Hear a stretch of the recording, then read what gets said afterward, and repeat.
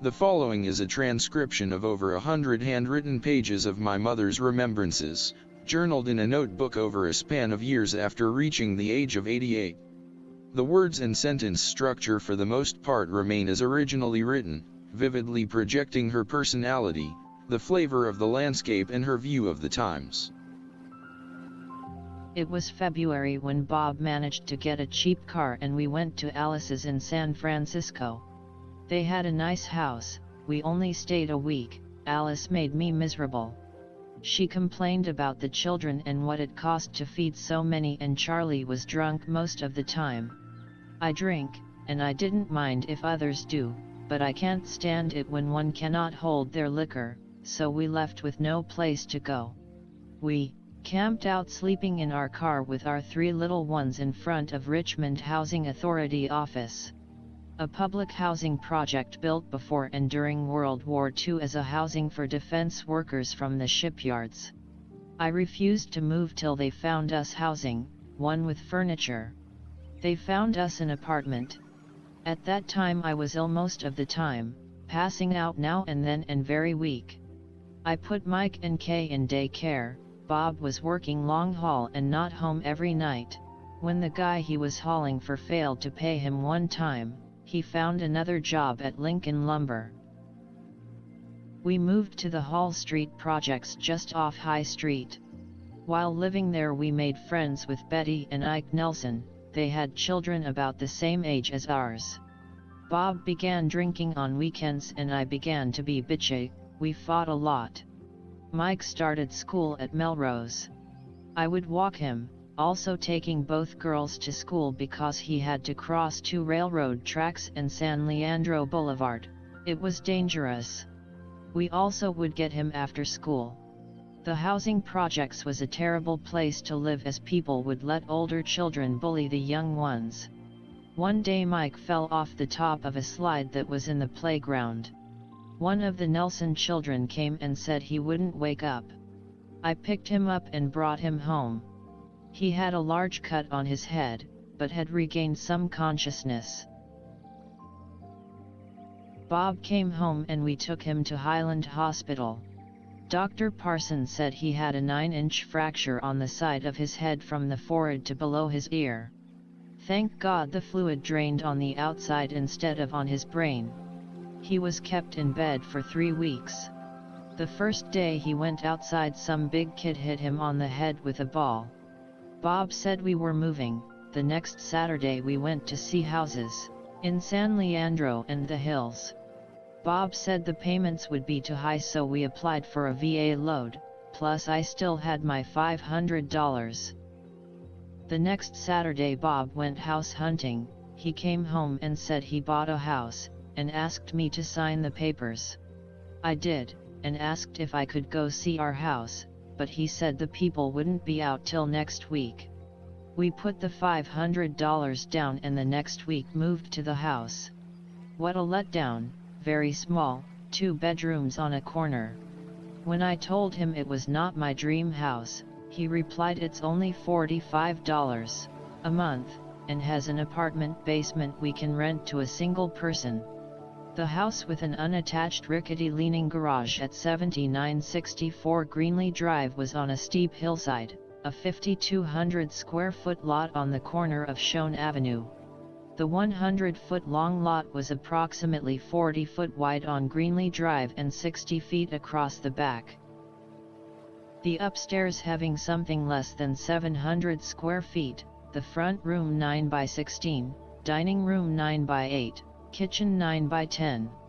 The 2 bedrooms pretty much corresponding in size, having a bathroom with tub between them. The back bedroom having the larger closet 2 by 6, the front bedroom having a small 2 by 3 closet. The basement stairs were more like a ladder, from the dining room downstairs to an unfinished laundry area with a cast iron double sink, leading to a downstairs bathroom with just a toilet and shower that opened to a 9 by 5 kitchen with a sink, a gas stove, folding wall table and a water heater.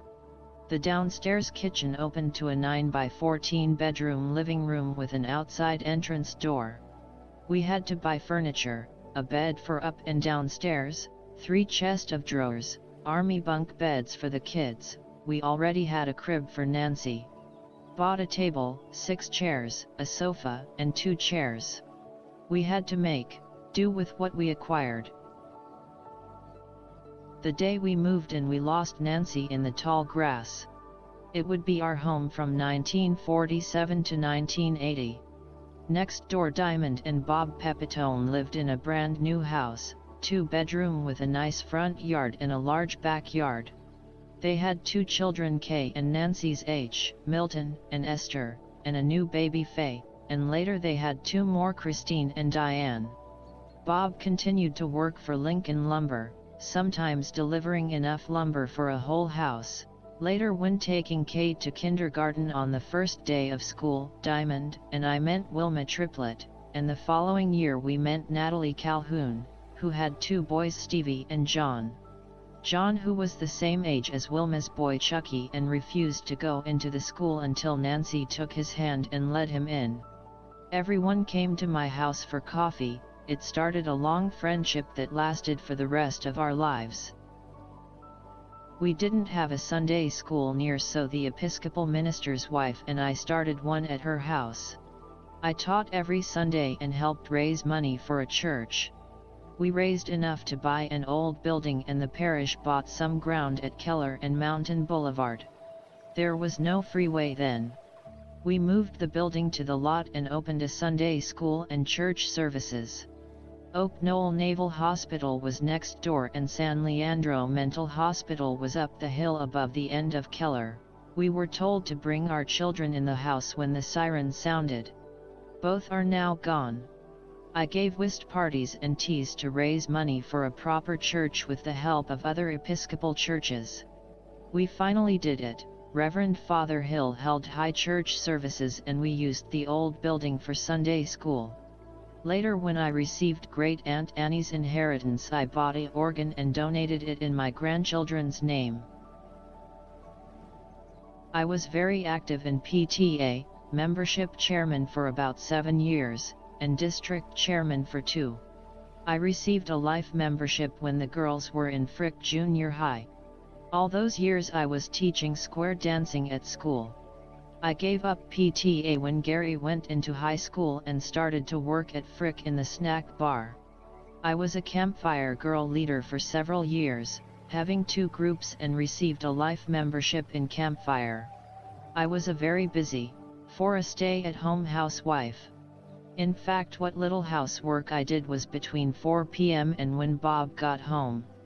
Bob was very jealous. He was always accusing me of affairs that I never had. The principal of Burkhalter, the milkman, the iceman, later my employers, any man I happened to talk to. During our first year in the house, we had Charlie O'Toole enclose the porch off the kitchen, adding a small room. He used a broken measuring tape, and the 6-foot room ended up being 5 feet 6 inches wide. I had to cut a bed to fit for Mike to have a room. Later, we finally rented our lousy downstairs apartment to a lady. She had too many gentlemen callers, and when I caught Kay and Mike sitting on the basement stairs listening to the action, I told her I needed the room for Mike. While Kay, Nancy, and I were at a campfire luncheon, Bob rented out the apartment. We had agreed it would only be for 1 person, but when we came home, I found out he had rented to a couple with 2 children.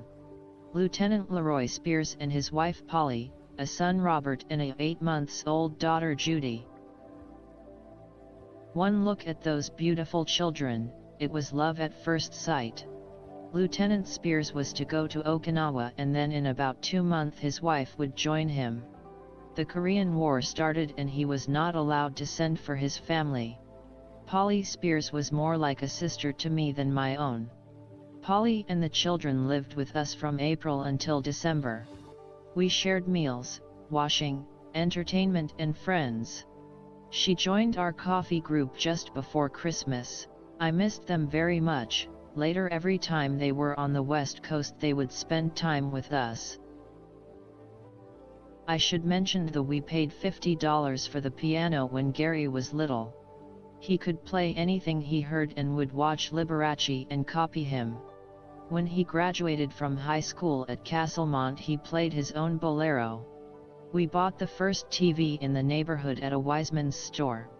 Mr. Wiseman said he would take $20 off our payments for every customer Bob sent him that purchased one. I guess you know all the fellows Bob worked with needed a TV. The two stations never came in clear with our 10-inch screen. The box was 24 inches wide and 18 inches tall. Mother borrowed $1,500 from Pete, and her and Marvin bought a 5-acre farm with a small house just north of Sebastopol. We visited them often, taking Alice and Charlie and the boys with us. Alice and Charlie sold their San Francisco house and moved to Santa Rosa. We would take the Richmond ferry to San Rafael 2 beers, then at Cotati 2 more, then Sebastopol where the railroad tracks ran down the middle of the street, then 2 more beers. One foggy night, we didn't even see Sebastopol and ended up on the railroad tracks going out of town. Mother and Marvin sold the place and paid Pete off. They went to Wisconsin to see Marvin's son, then came back to Wairika to the apartment house. She died shortly afterward in 1952 with a heart attack. She loved Marvin, they liked the same things. I doubt if she loved my dad, but she respected him. After Mother passed, he did all my canning for me. We were surprised once in a while to find a cricket in the jam. By the way, he got kicked out of the rest home for having sex with the female attendants at the age of 88. Alice and Charlie left Santa Rosa and stayed in the apartment for a while. They were there for about 6 months. No rent, no help with the housework or cooking. The two of them, along with Bob, drank constantly. They finally went to Sun Pat's in LA. Charlie died of alcoholism there. Mike Julian had been separated from Irene, he had TB and no place to stay. Bob brought him home. I took care of him for a couple months and was scared the children would get it. I went to the TB Association. I had for years filled envelopes with stamps for them. They told me they couldn't do anything for him, to call the health department. I never stuffed any more envelopes. I guess I should tell about Loretta, Bob's sister. When Bob and I were first married, Grace told us Loretta had married an Italian, Dino Tognazzi, and that they had a bar at 3rd and Howard Street in San Francisco. It was a Wino Skid Row bar, and the place we stayed when visiting them was a fire trap. We visited and went to the Treasure Island World's Fair. We didn't go back until after the war, and by then Dino owned 3 bars in good locations. A Victorian house on Steiner Street is now a San Francisco showcase, and the American Poultry Building. Lots of money, but Loretta spent most of her time drinking and sleeping in the back room of the bars. In 1946, Dino took a lot of black market goods to Italy. He bought 2 square blocks in the city of Montecatini, a resort town. He was put in jail for 7 years. While in jail, his son ran the bars and didn't pay any taxes on the income. When Dino came home, the government took 2 of the bars and the poultry business. It left him with the house and bar on Van Ness Avenue. We would go there once in a while. Dino would bring Loretta and all the customers in the bar to our house.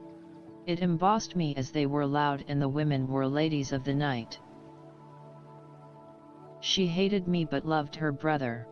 She sometimes used very foul language when Bob wasn't around, cussing me up one side and down the other. Dino finally died. He drank himself to death. Loretta sold the bar and let the Victorian house go for taxes. She married George McCurdy when she got 1/3 of the money from the sale of the property in Italy, $250,000, she gave us $5,000. Don't ask me where it went, I don't know. She and George drank up the rest. She fell out of a window drunk and the fall killed her.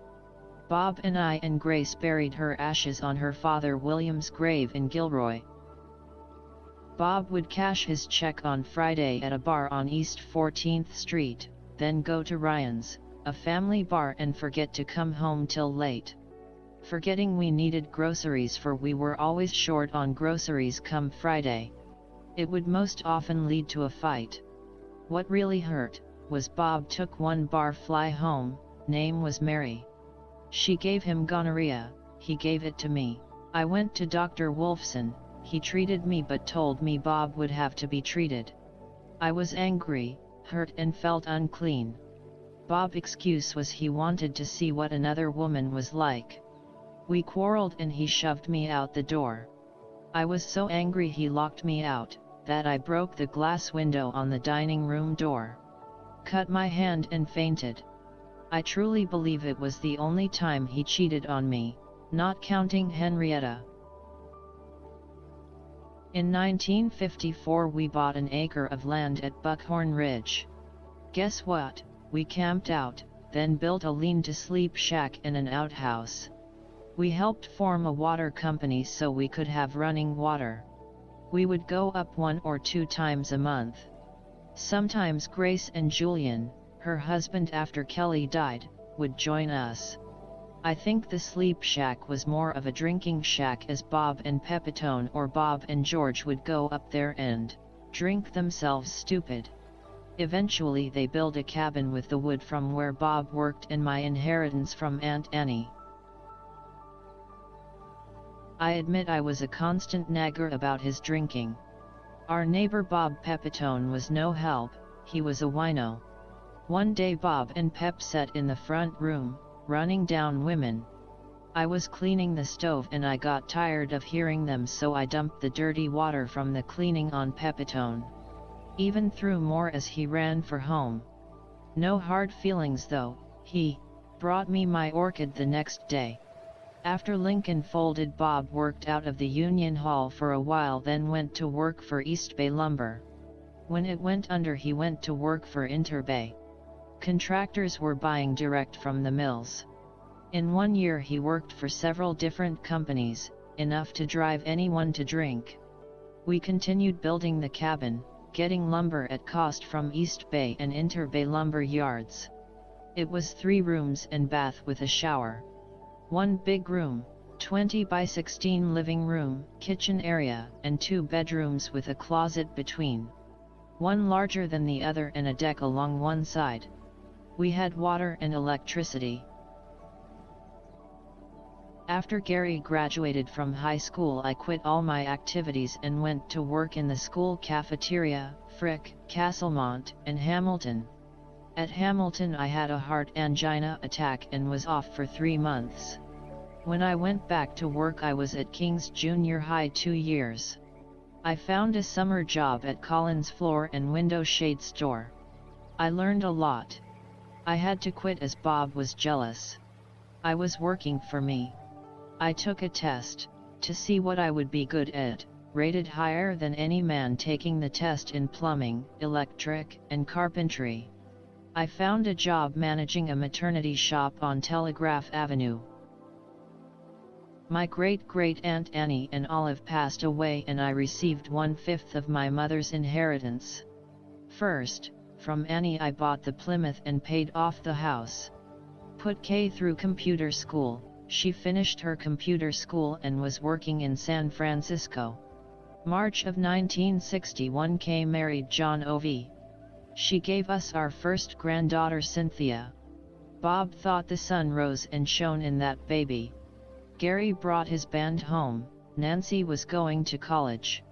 My angina was getting worse, and Bob was drinking heavy, so I went to my Aunt Lily's, leaving the mess in Nancy and Bob's hands. Poor Nan, she ended up being a scapegoat. Gary had married Kay Rice, and when Scott was to be born, I went back east. First to Oklahoma City for Kay's baby shower, then Atlantic City, Georgia to see Polly and Roy. I spent a week with them on Sand Mountain, then back to Oklahoma City for Scott's birth. I learned to crochet while there. Bob and Nancy came to pick me up. On the way home we saw the Painted Desert and the Grand Canyon. I got very sick again, with angina brought on by the high altitude. In 1963 I got the rest of my money from Aunt Olive. I gave Nancy a wedding gift, bought her new furniture, paid for the cabin and a new TV, gave Gary some money and bought Kay a new washer and dryer. Nancy married Don Crowder in November, the day after Kennedy was assassinated. Kay was maid of honor. She was 7 months pregnant with Mary. I was working at the maternity shop. When Brenda was born, Kay was having trouble with John. He was on drugs and would push her around. Nancy put Don through school, then had Sarah and Brian. Don demanded a divorce. Nancy was on her own. Bob was drinking very heavy and smoking a lot. Life was miserable. I left Bob and moved to a small apartment not far from where I worked. Kay took Bob to a couple of AA meetings. He sobered up and came to see me, promised to quit smoking and drinking. He did, and I came home.